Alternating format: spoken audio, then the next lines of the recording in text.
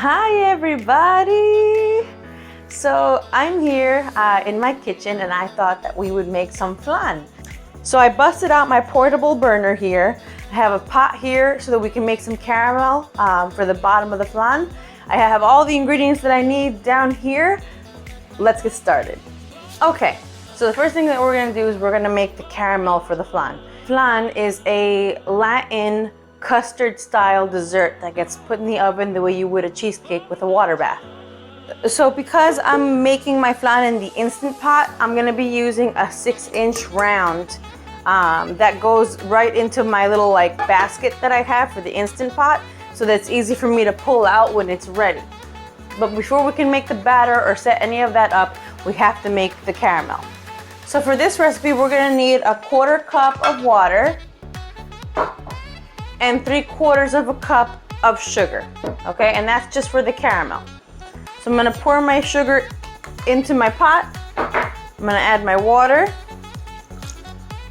The reason that we add water to sugar when we're making a caramel for like a flan is because sugar is a liquefier. So sugar on its own on the pot would eventually become liquid and make the caramel on its own.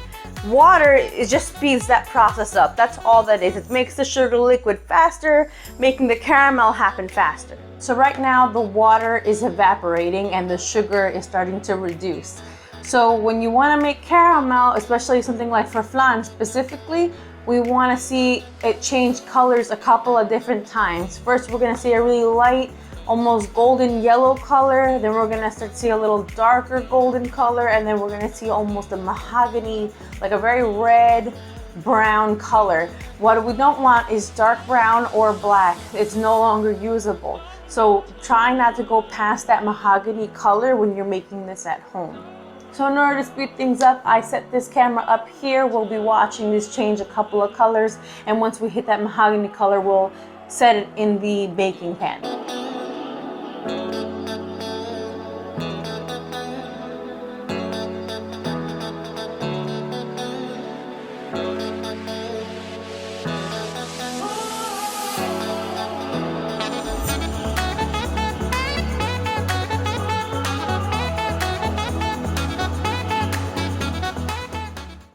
All right, so we've achieved color here.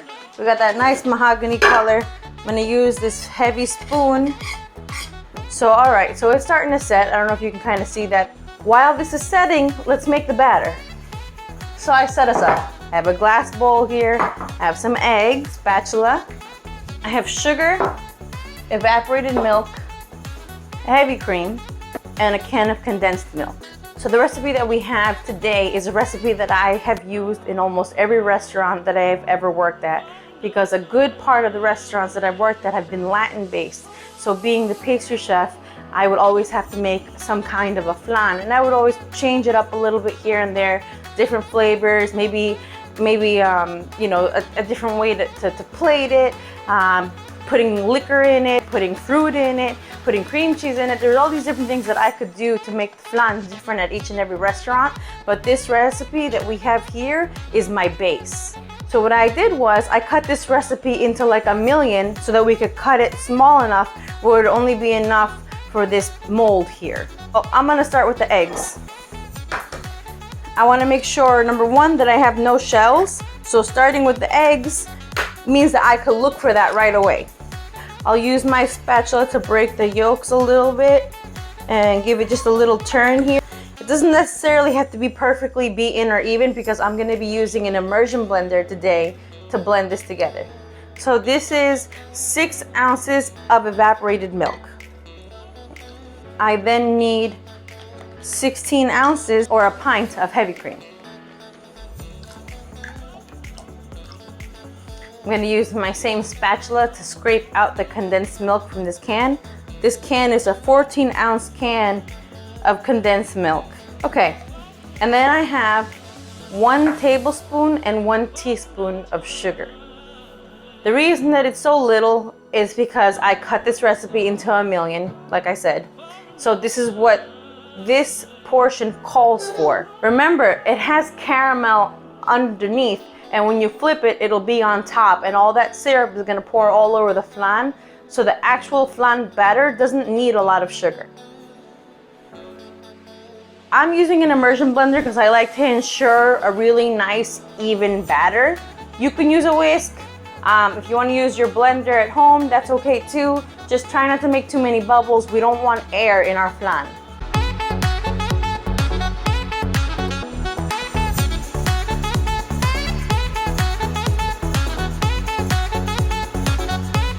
So the next thing we gotta do is we have to strain it. So we're just straining it for any little like pieces of like albumin from the egg. Again, these like bubbles, anything that wasn't blended perfectly into the batter is all gonna come out on this strainer, and we'll get a perfect flan every time. Unfortunately, my 6-inch pan could not fit the entire flan, but that is okay. I will get another oven-safe pan and put it in the Instant Pot after this one's done. Now here's the tricky part, and I didn't see this anywhere on the internet, unfortunately, but I'm gonna do it anyway. I'm gonna use the air fryer basket to hold my 6-inch pan in the water bath that I'm setting up in the Instant Pot.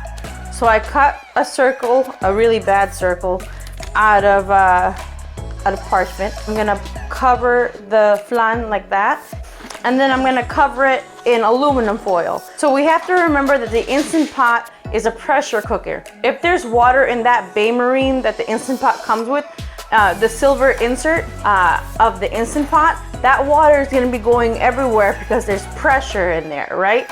So in order to protect our flan from just being like a flan juice, we're gonna take some aluminum foil over the parchment paper, and I'm gonna cover it completely to the best of my ability. I don't want water in my flan, and I don't think you do either. So now I have to very carefully put this flan in this insert. Oh my God, I don't know if I can. Ah! All right, I did it, but I barely did it. I have small hands. This is not a game for people with more than medium-sized hands. I'll tell you that right now. It fits in here almost perfectly. There's about a half an inch around the whole perimeter of the pan. So I'm gonna have a tough time getting it out. All right, now that we are going to throw this in the Instant Pot, I just wanted to say that I went online to see how people cooked flan in an Instant Pot, like for how long, like in what setting, and everybody had a different answer. There was like no consensus. Everyone was like 8 minutes or 15 minutes, 7 minutes, 2 minutes. And I was like, what? What do I even make with that information? So I'm gonna start it at around 9 minutes, you know, like somewhere in the middle, and I'm hoping that by 11 or 12 minutes it'll actually be fully cooked.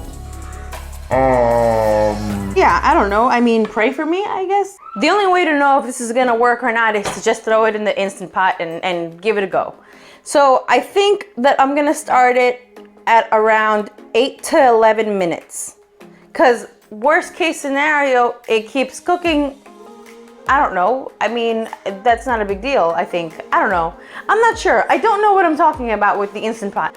I think I'm gonna start at 11 minutes because it is a really deep pan.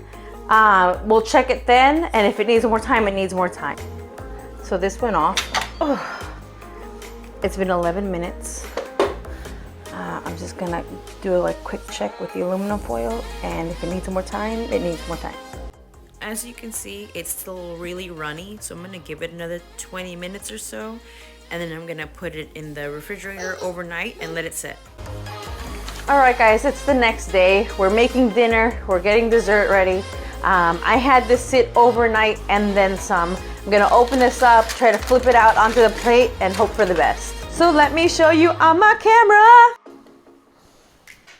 And here it is, okay? So this is what it ended up looking like. So if you shake it like this, it's completely solid. And if you wanna look in this camera here, I can see how it doesn't come out. It's ready, it's set perfectly. Now, let's see if we can get it out. Huh? I have faith. You have faith in me? I appreciate that. All right, so I have a straight edge spatula here. You can use like a knife or whatever, something that's kind of like in this size range so that you don't hurt the flan. So I'm just gonna kind of go like this, and I'm gonna show you again with the camera. As I am using the knife and trying to lift, it kind of is coming up on its own. It's not stuck to the pan, which is super lucky and a good thing. So I'm gonna go ahead and push this all the way around like this. So now, you know, I can kind of give it a jiggle and it moves a little bit. And now for the part that I dread the most. Here we go, ready? It doesn't feel like it's coming out.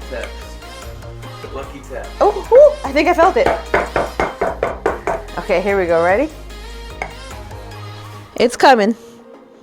Oh, it's on the way. It's coming, it's coming. It's like giving birth. You see it? I see it. Ooh. Ha ha ha ha! Success! Wow. It's beautiful. I mean, let's take a look at this guy. It's beautiful. I mean, my goodness, look at all that nice syrup sitting on top. Ooh, that delicious caramel. Oh my goodness, that really nice color on top. Oh, hell yeah. Look at that. Ooh. Oh my goodness, if I do it too much, it'll fall all off the plate. But you can see the beautiful color of the flan on the bottom, that nice bright white, and then this delicious caramel top. This piece right here is just a little piece of the side of the flan. That's all that is. It's not burnt sugar or anything, okay? But this looks good. Damn, Instant Pot does it again. I'm telling you, they gotta sponsor me. We've got the taste tester here. Oh, the eye roll. It's good? Okay, I'm gonna try it. I love sugar. I love caramel.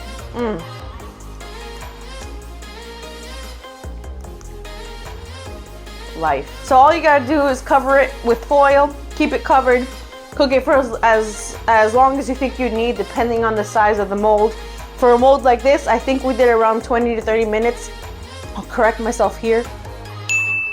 But it's perfect. And then you have to let it sit overnight.